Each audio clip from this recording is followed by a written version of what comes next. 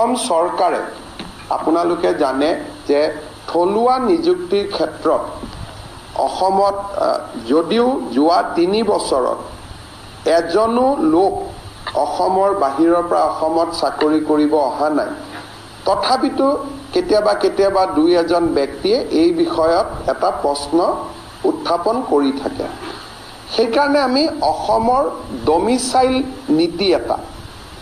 যে অসমত চৰকাৰী চাকৰি পোৱাৰ বাবে কোন কোন যোগ্য এই ডমিসাইল নীতি এটা আমি খুব সোনকালে প্ৰকাশ কৰিবৰ বাবে আমি সিদ্ধান্ত লৈছো অসমৰ বিভিন্ন ব্যক্তিৰ লগত মই অনানুষ্ঠানিকভাৱে এই দিশত কথা পাতিছো কিন্তু এই বিষয়ত সকলো বাক বিতণ্ডা ওৰ পেলাবৰ কাৰণে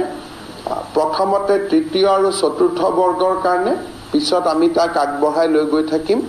এটা ডমিসাইল নীতি এটা আমি প্ৰস্তুত কৰিম আৰু এই বিষয়ে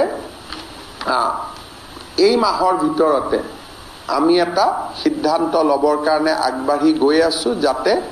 আমি ডমিসাইল নীতি এটা অসমৰ কাৰণে আমি প্ৰকাশ কৰিব পাৰোঁ